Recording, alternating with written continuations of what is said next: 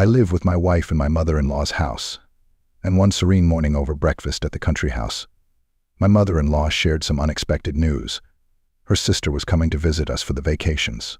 At the mention of her visit, my father-in-law's face lit up, but under my mother-in-law's sharp and knowing gaze, he quickly returned to a neutral expression.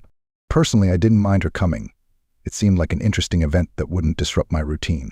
Aunt Clara, my mother-in-law's younger sister, was joining us, and the family dynamic was about to change. Aunt Clara had moved to the bustling city years ago, eager to start a new life after her divorce. With no children to tie her to her former life, she felt free and sought new opportunities, although those opportunities had not yet brought her the happiness she sought. She found a job in retail, stable but uninspiring, without much hope of advancement. Her personal life was equally meager, and her sister, my mother-in-law, often expressed frustration that Clara had no fascinating stories to share during family gatherings. Clara was a dependable type, a hard-working person whose loyalty was often taken advantage of by those around her. It was obvious that this vacation was a much-needed respite from her routine. Clara's excitement about the trip was palpable. She had carved out this time for herself and was looking forward to spending it at the cottage.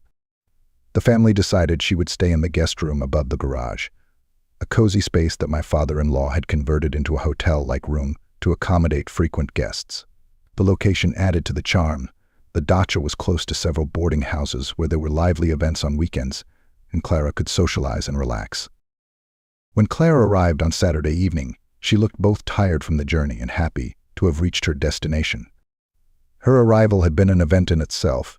She had navigated several buses and cabs, managing to carry 2 bags, one a small travel bag with essentials, and the other a larger one filled with materials for a planned project.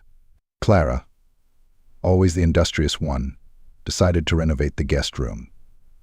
The walls, which had been left bare for some time, were a blank canvas, and Clara brought wallpaper and glue to breathe new life into the space. After looking around the room, she decided she needed to prepare the walls first, which meant temporarily settling into the spare room in the main house. Dinner that evening was lively. Clara, my wife, and my mother-in-law were chatting animatedly on the veranda. Their laughter filled the air, forming a pleasant contrast to the silence that often reigned in the house. The next morning I awoke to the sunlight streaming through the window, and looking out, I saw Clara standing on the lawn. She held herself with a nonchalant determination, her presence radiating a quiet elegance. It was then that I realized why my father-in-law had been so enthusiastic about her visit. Clara had an undeniable charm and poise that drew people to her. The breakfast was fun, and soon after, Clara began preparing the guest room for her project. She carefully stirred the special wallpaper glue and set to work. As she climbed the rickety stepladder, she jokingly remarked that the younger generation was not used to physical labor, although she allowed me to help by propping up the ladder.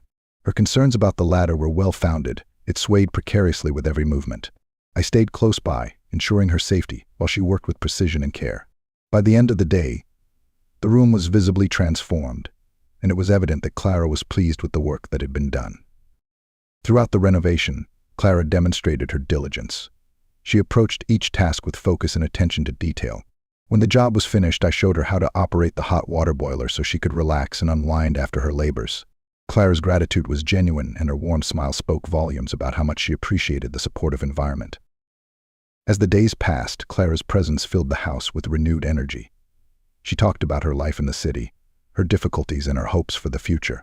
Her visit was a catalyst for change, not only for her, but for all of us. Clara returned to her job with a newfound sense of confidence and soon received a well-deserved promotion.